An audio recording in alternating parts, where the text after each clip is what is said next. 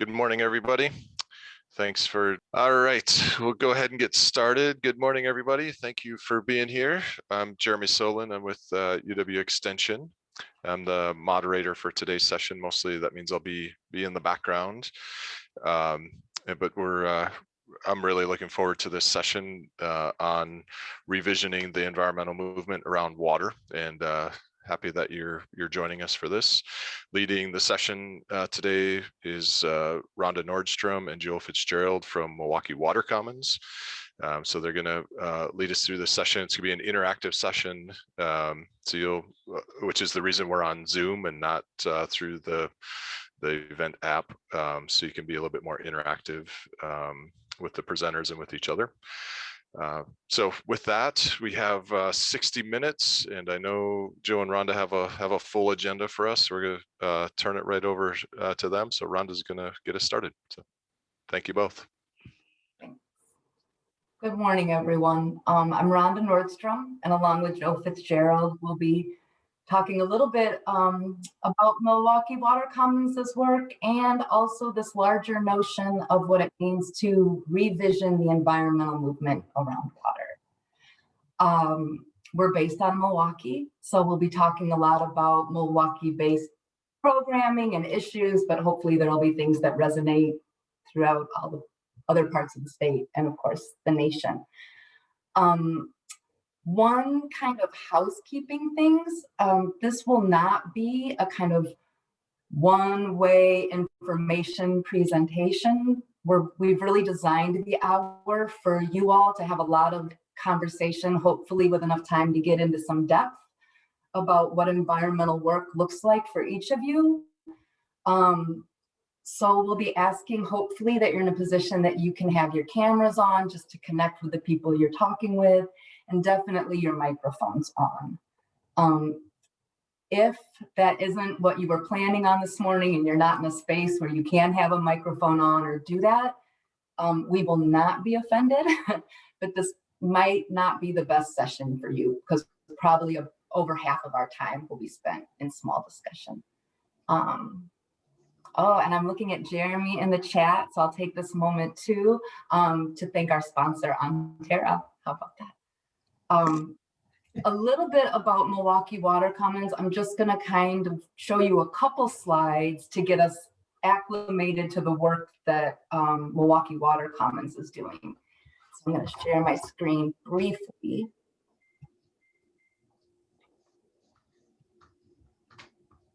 And give me just a minute while I get this set up properly.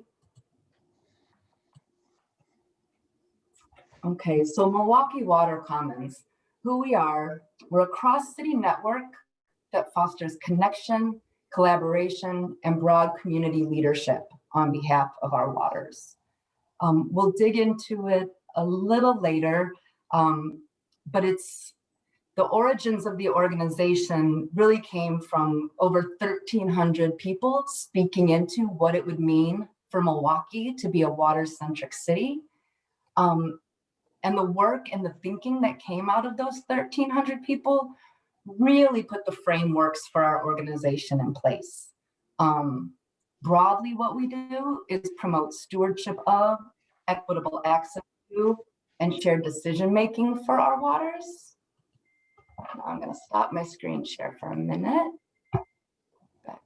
But the way that works out in the real kind of programmatic work that we do is we work around 6 initiatives that are part of our Water City agenda. And those are green infrastructure and water quality, arts and culture, education and recreation, drinking water, and blue-green jobs. We have some annual events that also tie into that initiative work and our other opportunities to engage the community. And a little later, as we talk about the work of environmental organizations broadly, Joe and I will talk about our programs then. So now Joe's going to take us into an icebreaker. Yeah, thanks, Rhonda, and thanks everybody for being here today. It's really cool to see this group getting together, and we're excited to speak with you all. Like Rhonda said, I'm going to kick us right into a breakout room icebreaker. Like we said, we really want this to be interactive. So Right now, we just really want to, use this opportunity for folks to get to know each other in this space, and to introduce this concept of, re-envisioning the environmental movement.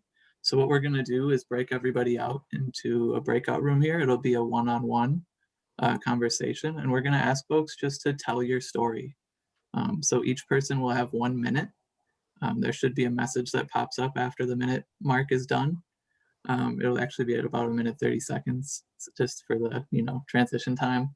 If you could switch speaking, and just take that minute for each of you to kind of introduce yourself and tell your story, and then we'll circle back and talk more. Thank you everyone for joining us on this technological adventure. Appreciate everybody leaning into that. So yeah, I just want to follow up on that breakout room. I hope everybody, had an opportunity to introduce themselves to each other. Hopefully that worked for the 1 minute each piece here. So I'll lead right into our conversation here, but I wanted to take a minute just to reflect on that exercise. It's often that we get into these spaces and we don't get a chance to see who's in the room or to speak with each other. But when we talk about re-envisioning the environmental movement, you can look at that from a lot of different ways. But a lot of the conversation, it begins with us as individuals. And so this was kind of a hidden facilitator tool to call out then, how do we enter into spaces with each other, and what do we bring to the table when we do introduce ourselves and tell our stories? And so, I won't ask for folks' responses here because we only have a short amount of time with each other. But I just want to challenge folks to think, when you did introduce yourself, did you start with professional experience, workplace, kind of what brought you into this space? Did things come up like family and friends?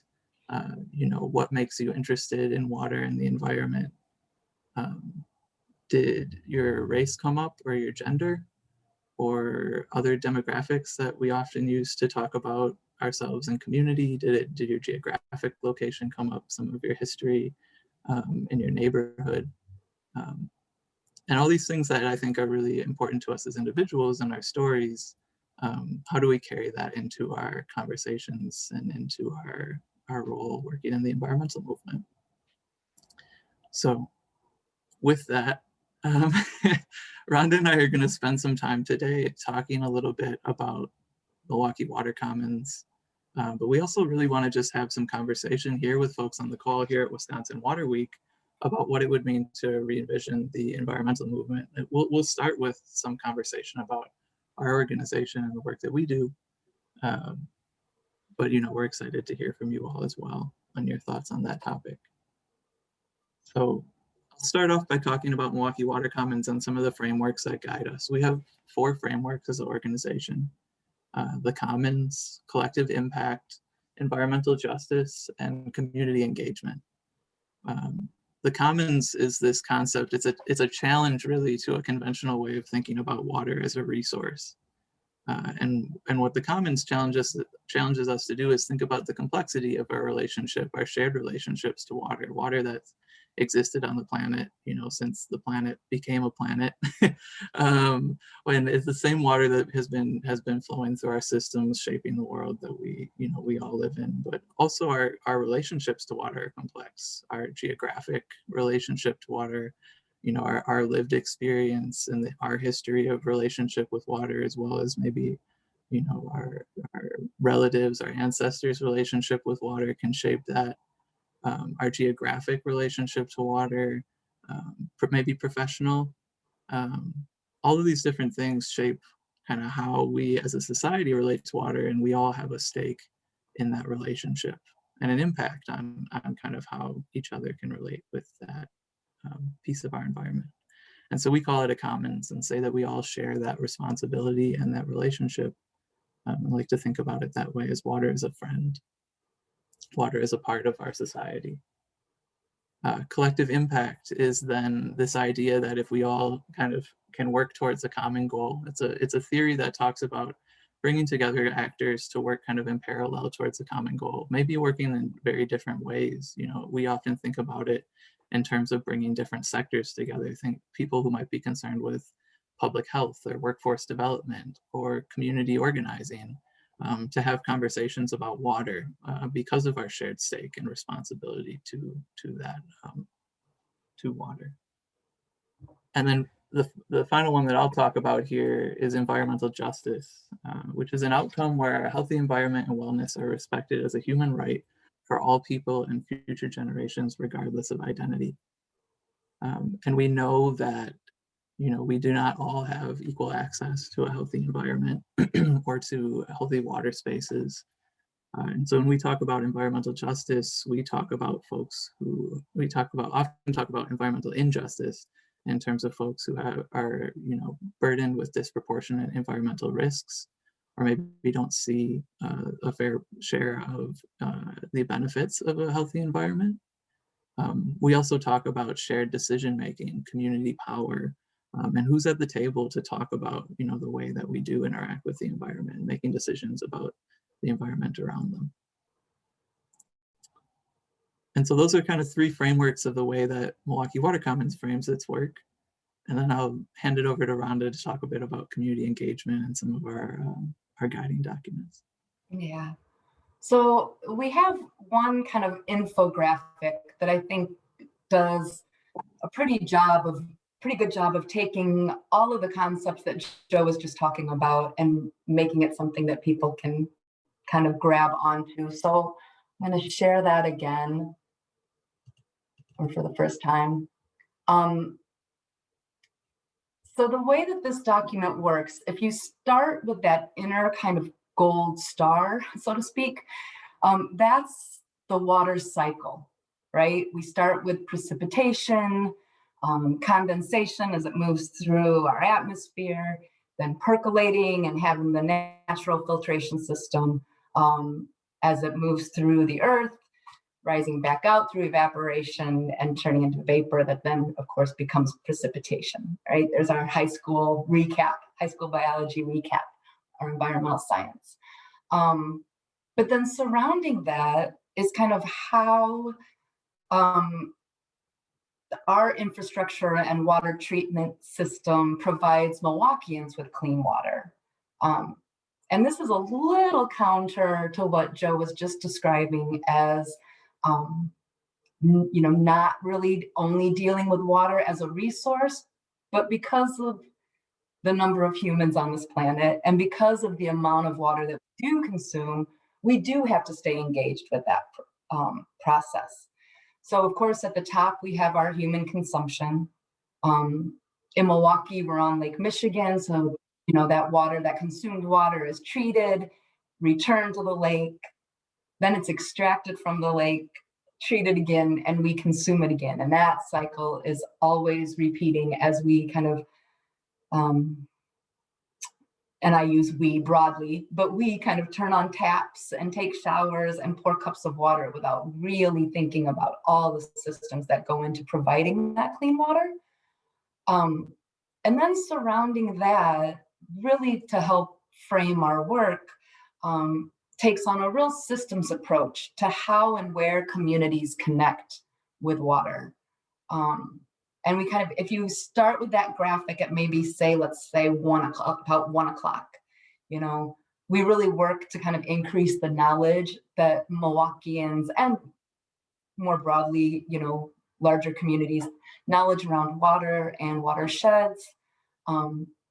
We know that one of the ways that people connect through water is through their health, their food, faith, and climate, that those are all opportunities for us to engage with people around their understanding of water and water stewardship. We know racial justice is a piece of water equity that needs to constantly be revisited and challenged, and holding ourselves to making sure that all people are, you know, that we're moving toward all people having equitable access to safe, clean, affordable water. As we move further down that circle, you know, that we all also kind of share in the responsibility and the care. That really goes back to that commons piece as well. You know, while water belongs to no one, it does belong to all of us, and we're all responsible for its health, as well as, water's relationship to public health and human health. Because of that, of course, keeping conservation and the water's health and vitality at the fore is always in the foundation of the work. For Milwaukee, water really becomes part of the civic identity and the sense of belonging, and the way the city kind of shows itself in its outwardly facing descriptions to the state, to the nation, to the planet. We also know that people celebrate water.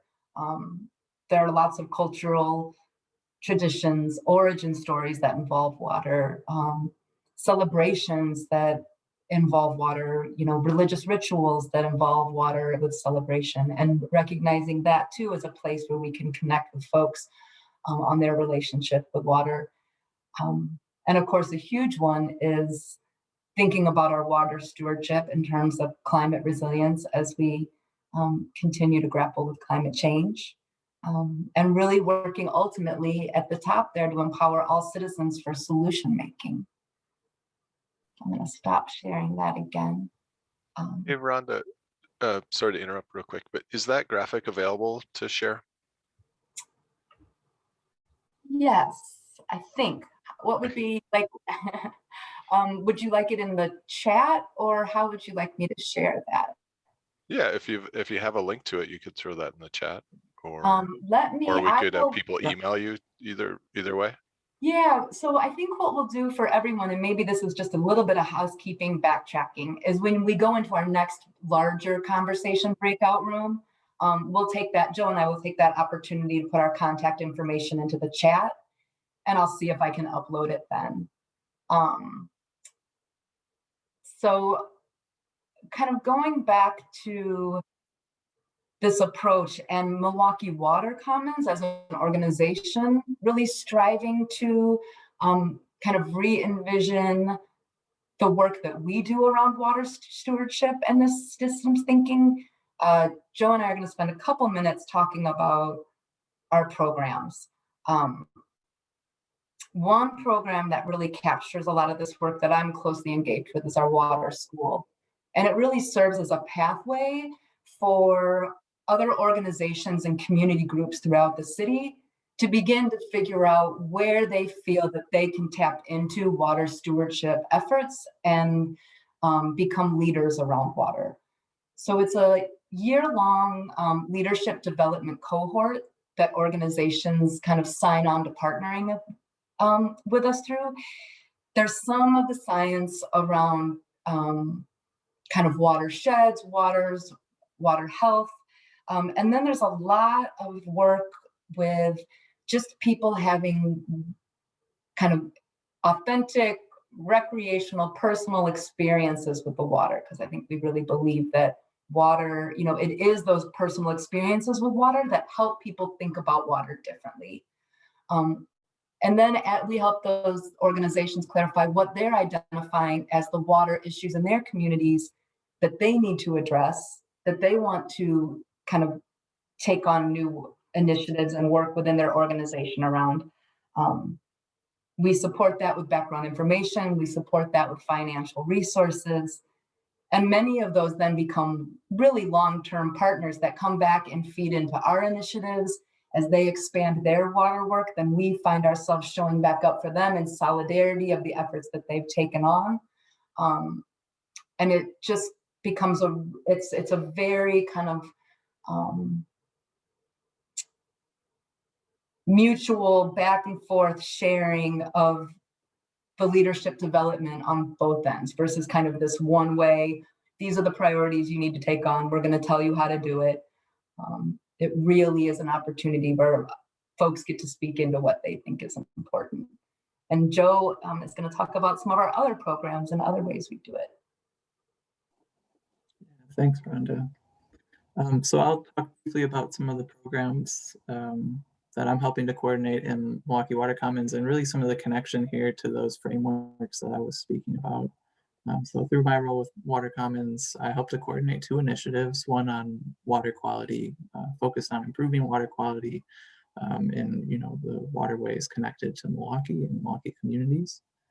And then also a second initiative on blue-green employment, which really focuses on including economic justice as a conversation as we talk about investments in water, waterways, water infrastructure, and making sure that we're connecting living wage employment to those investments. One example that kind of brings together these 2 initiatives is a program that we're coordinating called the Branch Out Milwaukee campaign.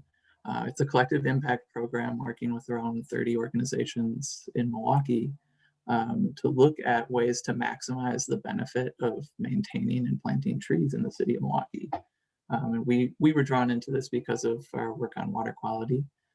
But what we've learned is that there's so much complexity to thinking about trees. Trees are an infrastructure that affect public health. There are opportunities to create long-term sustainable employment. They are also amazing filters of water and a really sustainable way of creating infrastructure in urban areas. And have identity with communities. What we learned is that the trees and the history of Milwaukee's canopy has a major impact on our trees today, and a major impact on the communities and residents that live in our city. So this needed to be a community-defined program when you enter in and talk about infrastructure and changing the city. And in realizing that it is really a conversation about community resilience and infrastructure means that we're advocating on kind of a new vision for what it would mean to have, green infrastructure and trees in Milwaukee. Through other roles with our organization, we often do lobbying on infrastructure and work, well, not often do lobbying, but we do have conversations with decision makers and policymakers about, how do we raise up community priorities, things that we're hearing from folks in neighborhoods around Milwaukee to really see impact from funding that's entering into the Milwaukee area, into the Great Lakes region. Through some of our work on workforce development, we know that when you look at the water sector in Milwaukee and the surrounding counties around Milwaukee, there are many professions that are dominated entirely by white men. So following that train, then investments in infrastructure, while very necessary to address community vulnerability and environmental degradation, could also be an investment in increasing, disparities in wealth gaps and socioeconomic outcomes. And so the advocacy that we do on infrastructure then is so critical to pair with advocacy around economic justice, around workforce development, and investment in infrastructure needs to also be an investment in living wage employment for communities that need access to jobs. It's a sustainable way to think about things in our vision. And what Rhonda and I have been talking about a lot here is really Milwaukee Water Commons vision for how do you approach environmental work as an environmental organization? How do we approach our work in Milwaukee, recognizing the complexity of water and recognizing the complexity of these frameworks? What I'm going to do here now is break us out into breakout rooms again. This time it'll be a little bit larger group. And what we want to do is have a conversation about what it means to you to be an environmental organization. So we're going to break you into groups of 4 and just ask you to respond to that question. What does it mean to be an environmental organization? And maybe if you want to take a jump at it, is that different at a local, state, and federal level? And so if our host would be so kind to break folks into these groups of 4, we'll add this into the chat as well. Hopefully that will reach folks. We'll talk more when we get back.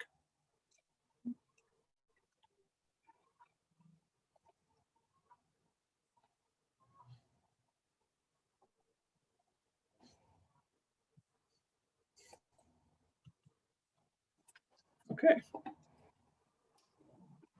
I did my best with all the shifting participants. Perfect. There is You're one doing room awesome. with 3 because one just dropped out. Oh, doing actually, good it's two work. rooms of three. That's not a problem at all. Sorry. That's great. I was playing like, what's the like?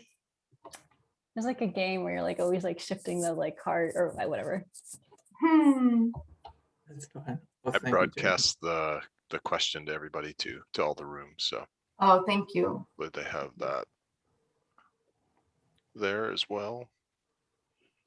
Then I'm going to, Joe, I'm just going to put your My email in here too, okay? Yeah, that's great. Yeah, I that don't graphic know. is in the Water City agenda. I guess we could just upload the like JPEG file for the graphic. Or otherwise we could just ask folks to follow up with us on email. Maybe that'd be easiest. Yeah, because I don't think a link to the Google Drive is the best way to go. Right. Okay.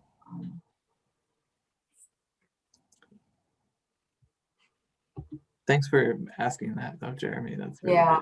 good. Yeah, you bet. Yeah, I got a private message from someone, so I figured she wouldn't be the only one. Okay. Yeah. Awesome.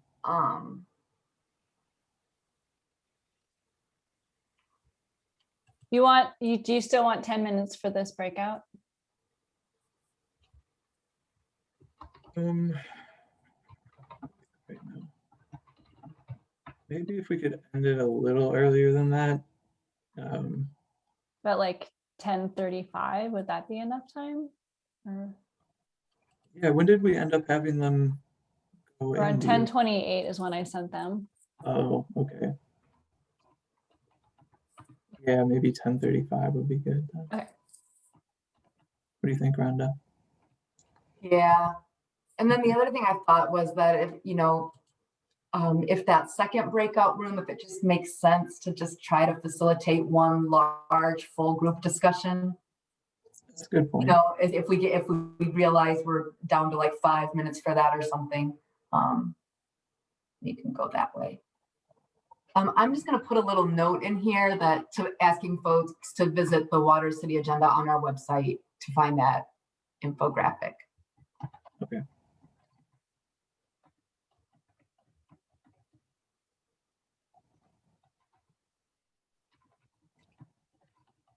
Nice. They're going to be like, why is she blowing up the chat while we're in breakout rooms? We're trying to talk. Great. Jenny, this is a Zoom logistical question. I was just looking at the breakout rooms. How did you do the second round so that it just added rooms? Was that because you just said to recreate or create no rooms? Yeah, there's a button that says Yeah. add new rooms. Okay. That's what I did. Because otherwise it would have just put people into back to the old, or Mhm. they're paired up in the previous rooms.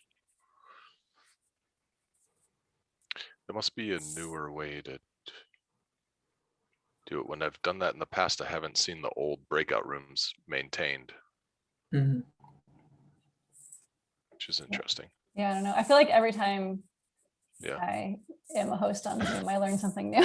Yeah, exactly. Oh, I can do Say, I'm like that. taking notes over here. Yeah, I mean, I think, given how much money they've made in the past year and how much use Seriously. there is, I mean, they're adding a lot of features continuously, it seems like. Although the feature I feel like they could improve on greatly is the chat. Yeah. Like the chat confuses me when like you have it on everyone or just direct message, and like you have to like make sure you like change it if you're like trying to send something to everyone and you just had a direct message from somebody. It's a really That good seems like point. a simple one to figure out, right?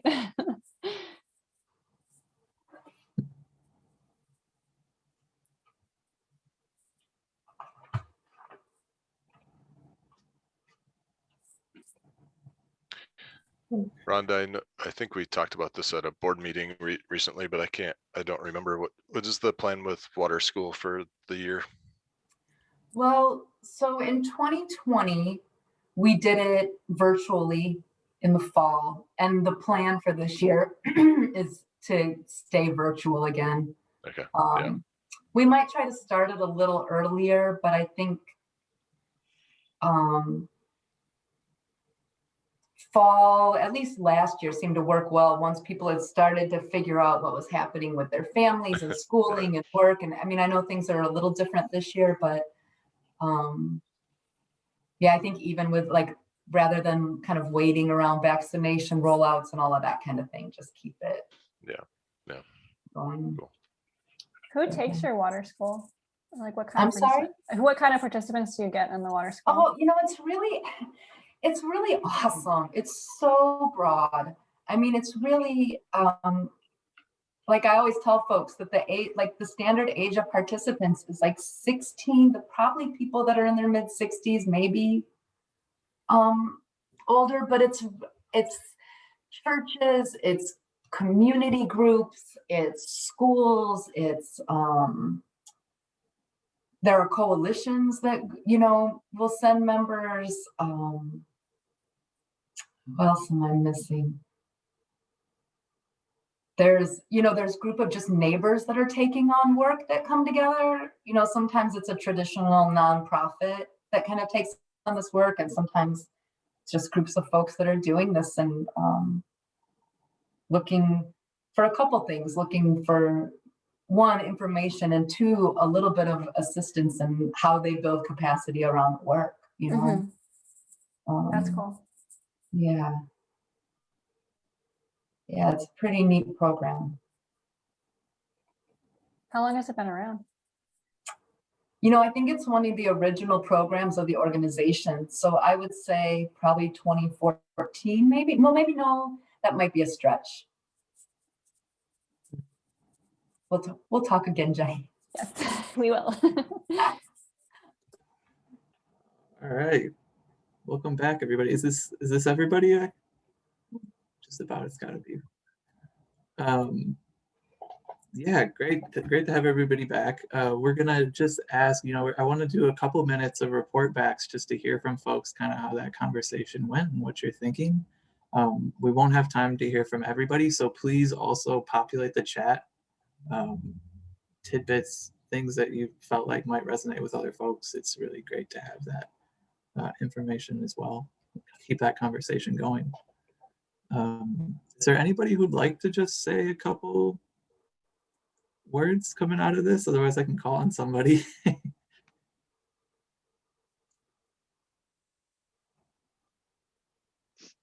I can say some things from our group and thank the coordinator, because we had such a great mix of federal agency, state agency, nonprofit in our group. And I think all of us kind of felt that what you presented about Milwaukee Water Commons like really resonated in terms of the interconnectedness of being environmental organizations or working on environmental issues and thinking about, you know, economy and well-being and public health and all of those things being interrelated.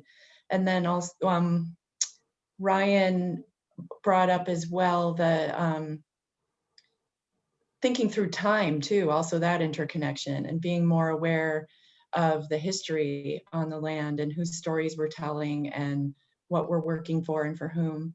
So I thought that was a great addition. And then, you know, the complicating factors of where our money comes from and what sort of constraints we might have in our particular programs. So just was an interesting sort of array of observations. Nice. Thanks so much for sharing that. Encourage folks to put some stuff in the chat, but I want to maybe get one more kind of group shout out, and then I'll hand it over to Rhonda to keep us going. Any other group want to say something quick? I'll volunteer for our group unless somebody else wants to go. So I don't want to speak for our group, but we had a mix of a gentleman from the DNR, a woman from a lake association, and myself from Extension and a lake association. And all of us, of course, love lakes and have relationships to them. But one of the things that came out is we get oftentimes bogged down in all of the details of being in an environmental organization or trying to write grants or make things happen, that sometimes we forget our role. And Tim in our group brought up our speaker this morning, Patty Lowe, who reminded us of thinking 7 generations ahead and thinking that we're part of a broader community. So we need to sometimes step back from those details that are necessary to make things happen, but to really look at the big picture and connect with others. And the woman that was with our group, Mary, from Lake, that is involved with invasive species management and issues, reminded us of that as well, as that connection. That invasive species reminds us of how we are all connected in terms of the spread of them. So that was kind of a common theme that I heard, and I'll let anyone else join in from our group. Thank you. Awesome. Thank you for sharing. I'm loving this call out to connection, to time, to, yeah, really cool to hear this. Yeah, keep things going in the chat. And Rhonda, you want to? Yeah, absolutely. And Kat, you did a great job of just rolling me right into my next kind of bit of thinking, which is really reckoning with all of the things that 2020 brought to us and all the ways in which they made us kind of stop and sit back and assess and look. And for us at Milwaukee Water Commons, you know, and I think globally too, but especially at Milwaukee Water Commons, where, you know, the demand for an anti-racist movement in this country that was really brought to light in 2020. And that global anti-racist movement, of course, but and Milwaukee, especially with Milwaukee's history of racial disparities, it really, we couldn't move forward without figuring out how we were going to speak into that moment and be part of this movement. You know, another thing that was kind of unrelenting for all of us in 2020 were just climate catastrophes and really having to reckon with the vulnerability of our infrastructure systems and how that needed us to kind of shift our attention and think about where we were going to speak into the work. And then, of course, you know, this global pandemic and everything that it brought to light about, you know, the health of this country, the racial disparities, water scarcity and affordability really rose up in the midst of this pandemic and all the ways that we were told to wash our hands to prevent it, you know. And, you know, of course, then the public health crisis that also is resonating out of that. And then, but really finding ways like, how do we shift our work? How do we continue our work? How do we broaden our work? And Joe's going to talk a little bit about how we moved through that this past year. Yeah, and I think, you know, we all are holding our own stories from 2020, but I do want to just talk a little bit about Milwaukee Water Commons in 2020. Our organization often speaks a lot about systems change, and we look at ways to kind of reform and reimagine the ways that we approach water, the way we approach our connection to social justice and to the environment. And we saw in 2020 more and more of an appetite for folks to do that. Some of the examples that I'm thinking about are in the Branch Out program that I mentioned earlier.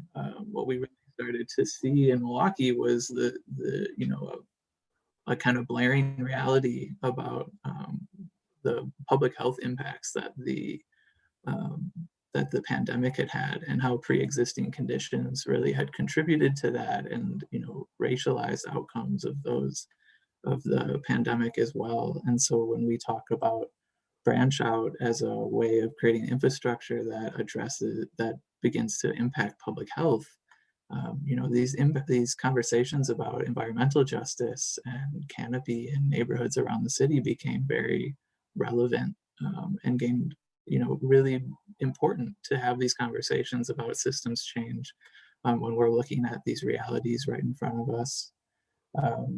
In addition, you know, we have been doing a lot of work in the city around racial justice and employment and looking at who's connected into water jobs. And as there has been more and more conversation about the need for racial justice across the country, There are more and more organizations having conversations about how do you show up in solidarity, how do you speak into these issues, and I think that's resonated with our organization and with a lot of our partners as well.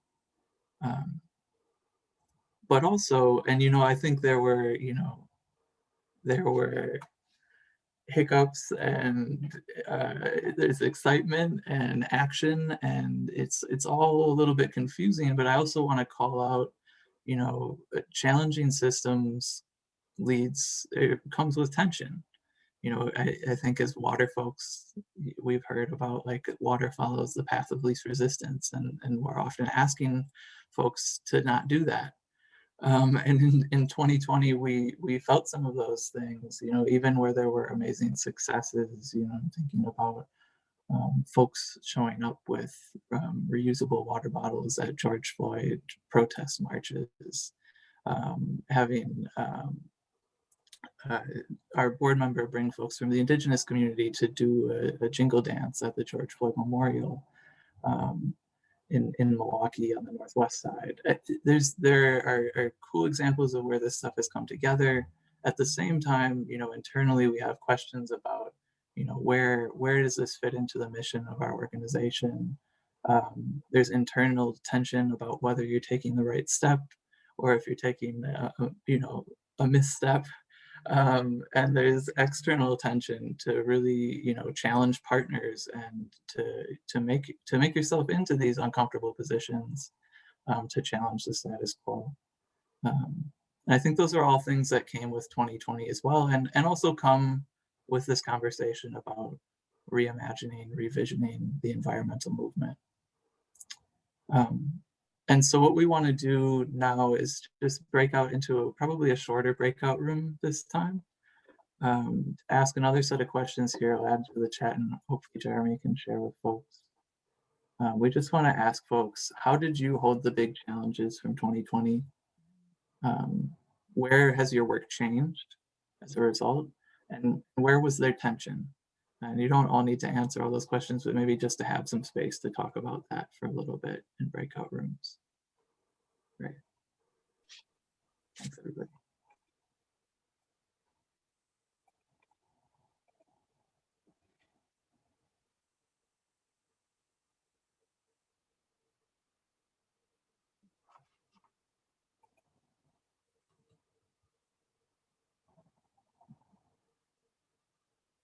Thanks, Jeremy.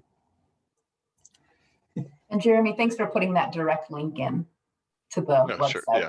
Appreciate it. How much time do you want to give for this breakout room? Still 10 minutes or fewer minutes? Let's do, I think, fewer than 10. Let's do 7 again, maybe. So the 10:52. Okay. Is that all right, Rhonda? You think? Sure. Yeah. Whatever. Yeah. We'll have 8 minutes at the end there to kind of do that wrap conversation. And Yeah. That sounds good. okay. Thanks for being flexible with us, Jenny and Jeremy. Yeah, no worries. Of course. I'm really it looks like somebody is good at keeping to our timeline, Joe, but we're not too far off. We're not so far. We're not so far. When Joe and I kept muddling through this workshop, and we're just like, this schedule is tight. Yeah. It's okay though. Yeah. It looks like there's, on my end, it looks like there's one person that got stuck in this room. I don't know if it looks, but they're not showing up in my unassigned list of my breakout rooms. So I'm not quite sure what's going on there. I don't know if they're actually in a breakout room or it's a Zoom glitch. A Zoom glitch. Weird. They might have walked away from their computer or something, not hit a button. Yeah, it's possible. Mm-hmm. Oh, or they heard us. Oh, it's hard to talk about.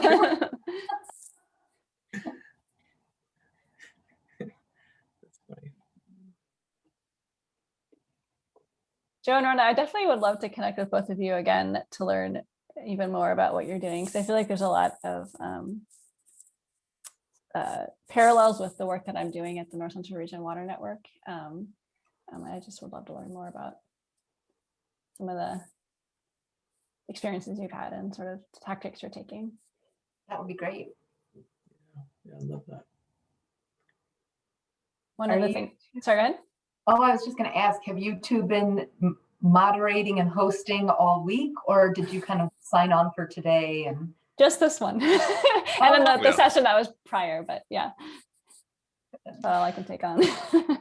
Yeah, same for me. Yeah, it's been quite the undertaking from the Lakes program staff to get all of the sessions set up and all the moderators and hosts and all of that. Yeah, it's crazy. A lot of moving parts. Are you all participating in the regional meetings Thursday and Friday? I am not. No. And I don't know if I know Brenda and Kirsten presented earlier this week, but I don't know if they are either. Yeah. They one of the cool things they did this year is like moved or created these opportunities for these regional meetings. So groups kind of organized what that might look like for their region. Some of them are tied together by shared presenters, but for the most part, they're kind of specific to the region and the issues they want to talk about and initiatives they want to take at a regional scale. So, but I don't know how many of those are happening for sure. Probably. You know, Eric and I had a conversation early on with Jake at Sweetwater. And I know he was trying to connect, Eric was trying to connect with other folks as well, but I don't know how that all played out. Interesting. Joe and Rhonda, have you all been involved or been part of the conference more this week? Or I have not had a chance. And I was really looking forward to digging into it some today, and then the way the rest of my day is, I probably won't. This is probably going to be my only moment to get into it. Yeah, it's kind of been the same for me. I had a few that I really wanted to attend, but it's been a busy week this week. We just wrapped up working with the Healing Our Waters Coalition on Great Lakes Day, which was last week, but because it's virtual, carried over into this week. And so yeah, it's just been a lot of different kinds of meetings, and I missed a couple I would have liked to see. So it's all right. Seems like it's been a really cool event though. Like there's a lot of speakers. Yeah. Like a whole over 1,000 attendees. Really? Wow. Yeah. That's great. And so much organization and communication shared, like just with facilitators, just the amount of connecting to make sure that everyone had what they need for a workshop to go smoothly is like beyond any conference I think I've ever done. Yeah. It's really Super cool.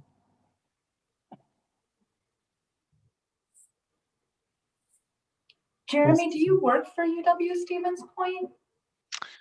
I work for UW Extension Okay. out of Madison, but I used to work at UW Stevens Point. I was there for 12 years. I left about 6 years ago now, I guess, but I ran environmental education programs, school forest program for a while, and then forestry, energy, some water education stuff through the Wisconsin Center for Environmental Education for about, around 12 years. Still have lots of connections there. I mean, actually, they have a doctorate program now in sustainability education that I'm connected to, whatever I'm called, affiliate faculty. So I guess I do work at UWSP. It's not my primary thing. Thanks everybody for coming back. I hope those conversations went well. It's nice again to have these connections in these rooms and know there's other folks working in Wisconsin, and make those connections here is really important, and to bring those out into our work, into our lives. What we want to do now as a follow-up to that is to have some group discussion. And so we'll all kind of talk together this time.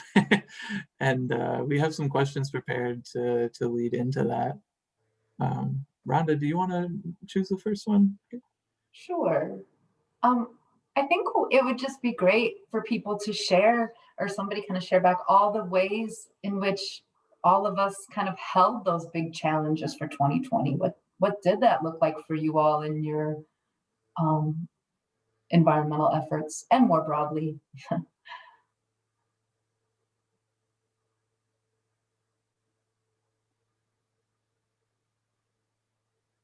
Anyone want to kick us off?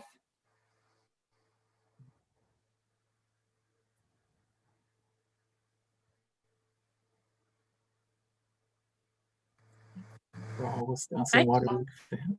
Um, Okay, here you go.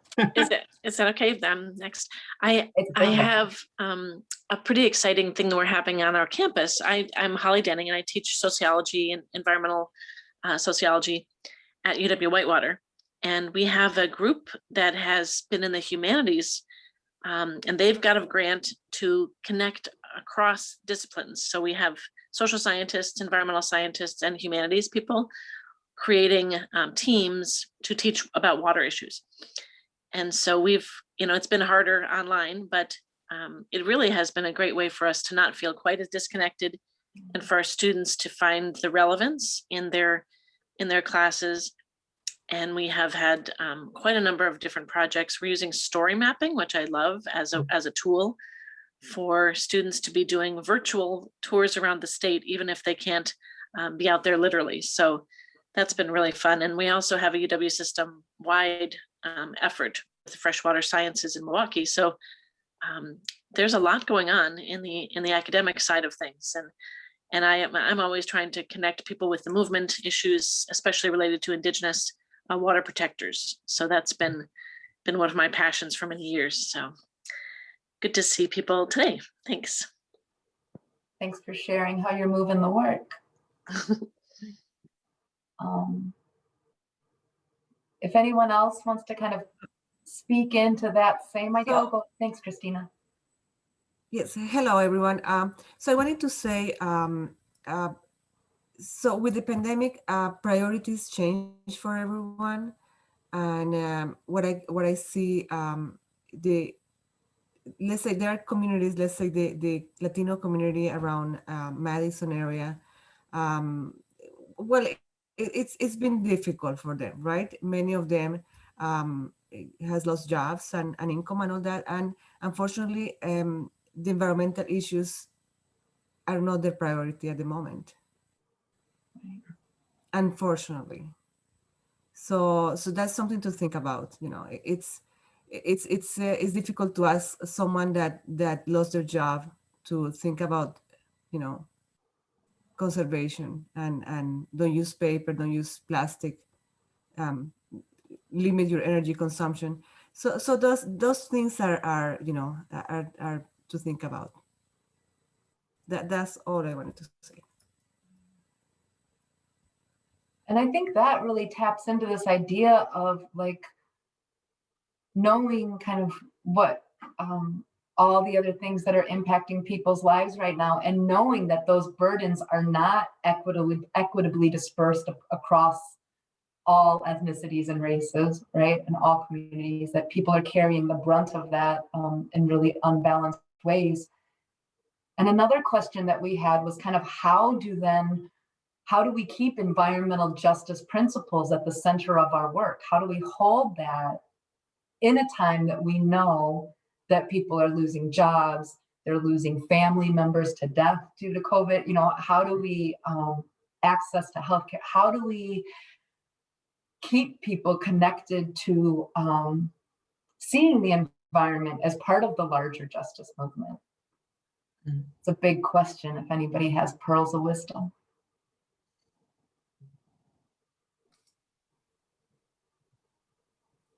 Well, and I'll throw in a different comment quickly. What kind of frightens me after after what we've gone through with the pandemic is that we've gotten to be a little bit too reliant on this, on the Zoom and the virtual world. And I'm worried that, oh, it's just easier to meet if we do it by Zoom, that's going to be a part of society now. And I don't think we build community the way we really truly need to online. I think, there are millions and millions of people who can't do this, who don't have this access. And I think getting comfortable with this as our platform of building community kind of frightens me a little bit. Yeah. And I think kind of getting at what you're saying too, Dan, I know one thing that really became apparent to us early on as we really shifted to online was how much our work then needed to take on the work of narrowing the digital divide, right? You mentioned people having access and really realizing how many people we engage with on the community level that aren't using the internet, that don't have an email account, people that we would meet in person and we wouldn't need to figure that out. And then how quickly to continue that effort, all of that stuff needed to be grappled with. So, Tim, I see you have your hand raised. We have about a minute left. So if you could say it and then we'll wrap real quick. Maybe I'll just throw in an alternative kind of viewpoint to what Dan just shared. I think on the other hand, this platform has created opportunities to do things in a different way that we've not experienced before. Mm-hmm. And there's some, like we're all sitting here talking, having a pretty in-depth conversation. I don't think that would have happened at Stevens Point in the hotel in a breakout room. Maybe it would have, not sure. I think this sort of flattens some of the disparities. It evens them out and allows for greater sharing and interaction amongst this just today. Like this brought us together to talk about this really deep subject. And I felt an immediate connection to all of you within a few minutes. I think maybe we can learn from this, and it's not to replace those face-to-face necessary interactions, but to supplement and explore. Maybe this could open up some new avenues for building community in the future. Awesome. Thank you for that. That's a big piece. Yeah. Folks, thanks for joining us today. I know we got to wrap here because there's the next session, but I really appreciate everybody being here for this conversation and sticking around. And please carry this forward. There's something all of us can do to affect this, and individually and in organizations. So appreciate you all fighting that fight. Have a great week. Thanks, everyone. Thank you. Enjoy your day. Yeah, Thanks. thank you, Rhonda and Joe. Yep, have a good rest of the week, everybody. Thanks for being here.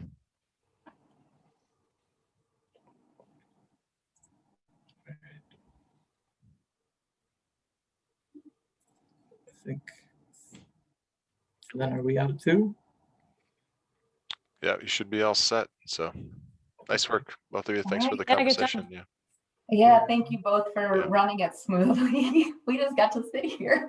Yeah. It was a team effort. So, that's right. Great. So all Jenny on the backside. So thanks for all that work, Jenny.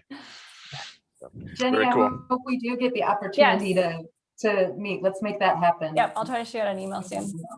Awesome. Jeremy, I hope to meet you in person someday soon. Yes, that would be good.